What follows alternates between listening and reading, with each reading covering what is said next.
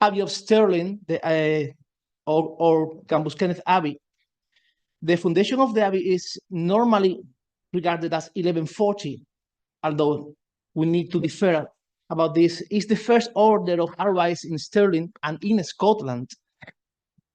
But it is important to know that in 1147, Professor Millis and Dr. Radcliffe have demonstrated that in 1147, they obtained the consecration from St. Nicholas Abbey in Arroas. So officially was in 1147 when the Abbey started to function as an Abbey in Stirling. Yeah, much better. So we have all this, and it's important.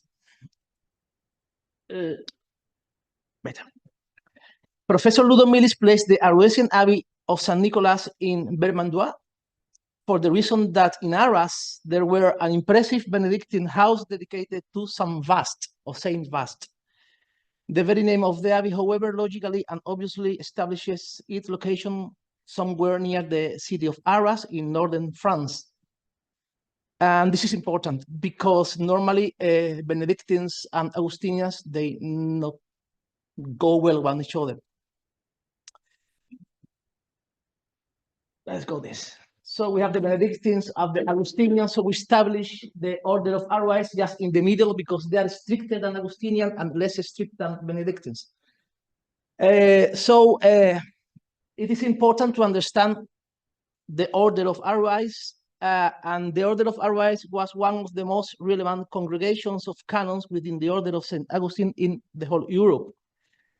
But it was not until the 11th century that the institution of canons came into being by the Great Reform started by Pope Leo IX in an attempt of combating clerical incontinence and overall clerical discipline after the Easter Schism of 1054. And sometimes I assume all people know the difference between monk and canons, but they are not the same. Canons can abandon the house, can act as a priest or as a chaplain, for example, and monks cannot. This is quite interesting for me. In 1090, Heldemarus and Conon, I know it sounds strange, both canons, regular and personal chaplains of William the Conqueror, retired to a hermitage near the village of Arroas, or Aran, where previously two Irish saints, Luglius and Liuglianus, were murdered, founding the first religious settlement there with the help of Roger, a local layman. Later on, this seems to be a very conflicted place because later on Roger and Heldemarus were also murdered there. The order called the attention soon of Lambert, Bishop of Arras, because the canons there become famous for the regularity of ecclesiastical and monastical life, attracting therefore the attention and gifts of the local nobility around. And Cambuskenneth happens exactly the same. In 1066, they built the first stone church, and in the year 1121, Arroas became an abbacy with Gervas as the first abbot of the order. In the 1140s, the Arroasian order soon spread through France, Germany, Poland, England, and of course, Scotland, with the only and unique case of Cambuskenneth in Stirling.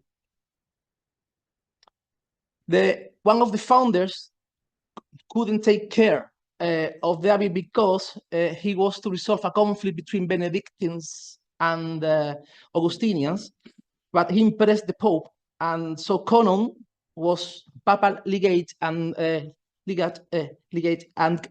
Cardinal Archbishop of Praeneste after solving the problems of the order with local monks and defeating the monks, literally.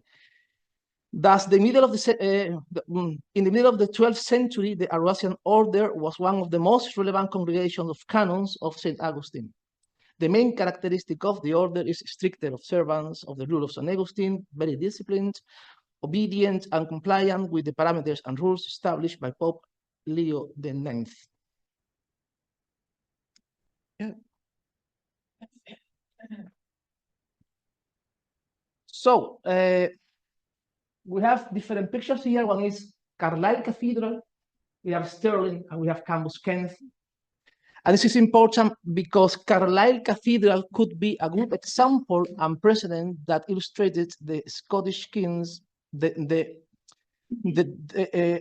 the Scottish king or David I chose the order of Arroasian for the royal borough of Stirling. Carlisle Cathedral was a foundation by King Henry I on the Augustinian priory of St. Mary in 1122. In 1133 was declared cathedral as the seat of the Bishop of Carlisle. Just as a wee reminder, I'm sure you all know Henry I's wife was Matilda of Scotland, sister of King David I, and founder of the Augustinian priory of Aldgate in London, 1108, and this is normally regarded as the first presence of the Augustinians in the whole Britain. David I is also important to know. That's good. No, it's fine. I'm used to. David I also was Prince of Cumbria and Earl of Huntingdon, prior to his kingship, so he is very familiar with the north of England. And in 1130, King David I founded the royal borough of Stirling, and in 1140s, according to Richard Oran, 1142, he founded the Abbey of Cambuskenneth, or the Abbey of Stirling, dedicated to the Virgin Mary. So it is interesting because all this is a coincidence between the spreading of the Arroasian order, the founding of Stirling, and the founding of the Abbey. So could we consider Cambuskenneth as a mirror of Carlisle? I might say that we need to go one step further, and it's like it's the continuation of Carlisle, even if it's too similar. Now I need to quote Professor Oram. Yes. You're a big expert on David I. Apologies. So, because as patron, David I would have need to demonstrate to Arroasian that he could make available and suitable site for the new colony to occupy, and with adequate buildings to have the canons upon their arrival. And this is important because this is demonstrating the care of the king for the settlement of Stirling, taking care of their spiritual needs. David I grant to Arroasian was the act of a deeply devout man who wished to have the spiritual support of a community that was believed to stand in a special close relationship with God, and who wished to demonstrate his practical support for that community. It was not intended to be the basis upon which a new daughter house would be founded. Right? So, wow, that's good. I can see you. The important thing is the creation of Stirling and the creation of the Abbey is like a continuation. So sometimes we just assume that an Abbey is like a monastic land statement, and we just forget that the intention of the king is taking care of the souls of Stirling more than what the Abbey can manage about money, lands, and all these kind of things. So let's go back quick to Cambuskenneth Abbey. Again, blind. At the very beginning, the Augustinian Abbey of Stirling could be considered by the local inhabitants of Stirling as an alien or outsider institution that apparently came to the city just to take care of the pious and spiritual aspect of the settlement, as it was the primary intention and desire of his founder. The donations and privileges granted at its foundation by King David I directly interfered with the basic resources of income of the workers and inhabitants of Stirling. Probably one of the most problematic rights were probably the fishing rights granted to the Augustinian in the River Forth. In this, I need to always say thank you to the late Dr. Ali Ross, because he was the one giving me all the information about all the fishing problems and making things easy for me. So always my gratitude to him. And it's the best example in which Cambuskenneth is starting to crash against Stirling, because it's not stealing, but it's taking the resources. So from Cambuskenneth to Polmois, the fishing of the salmon was in control of the Abbey. That means this is against the city of Stirling. Where are we? Yeah.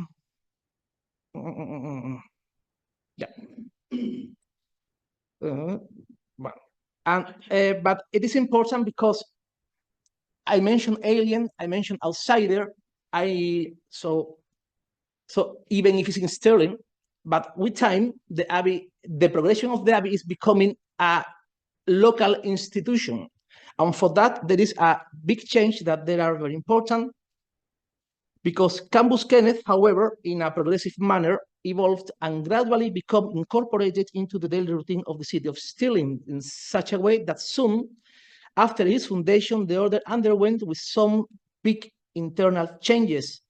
One of the most relevant is when the religious house was moving away from its initial Arroasian rules with very strict monastic regulation, which in fact isolated the interaction of the Abbey from the local population, becoming then regular canons of the order of St. Augustine. This is supposed to happen between 1181 and 1200, and the year 1200. So we don't know, it's something that is not happening from one day to the other, it's something that is progressive, but becoming regular canons, they are interacting much more with all settlements around the Abbey. So, as I say, Stirling become a religious point of reference in the area. And in this, we need to analyze briefly. There is only one mention in the cartulary of Cambuskenneth saying that that the Abbey of Cambuskenneth had parochial status. So exploring the building, exploring what we have around Cambuskenneth, it seems that they didn't. And maybe in a later stage they may have, but not at the very beginning, because they're surrounded by churches everywhere with parochial status, so it makes no sense at all. Stirling is also a point of reference, the Abbey of Stirling, because, of course, on the Wars of Independence was a parliament for Robert the Bruce, and little by little, step by step, or bit by bit, they become part of the life of Stirling. And we have, in the cartulary, we have a very important reference to the construction, the building, the creation of some private secular gardens for prayer. And the best example is the one called Paradise. This garden should be in the north of the Abbey, near the old graveyard, somewhere. But even more important, this should be 5. No, this is 5. I'm doing very good. Yeah. But even more important, we have a reference in which I'm working. It's driving me mad. So any help, fantastic, right, Mary? We love you. There is a reference in 1529 in which the city fair of fairs was the one held at the Abbey when the gooseberry was reaped. So I even planted some gooseberry at home, just to find dates and things like that. But in 1529, there was a boat that is driving me mad, coming back from the fair of the Abbey, at the Abbey, overloaded with important people, sank in the river, and 50 persons of distinction and many others were drowned. So I have a meeting in the record of Scotland in Edinburgh too, because I have a reference that may help. Any of you can help. You have my eternal gratitude. Yeah, because this I am dreaming with gooseberries. You know, I think, and things like that. Yeah. So literally, most of the things I have to say are here. But where I want to move is like I trying to look for funds because I'm very jealous of Dr. Penman. of what he did in Dunfermline. So I want to have my scanner on Cambuskenneth. I would like to push, not physically, but mentally, to marry, to see if we can dig a bit more. We were digging there a long time ago. Even my children were digging there, but they was destroyed the old talk. And I'm still working on this, and I'm sure that in future events I will be able to provide more light on Cambuskenneth. That for me is an obsessive compulsive thing to study. Right? Always on that. So thank you very much.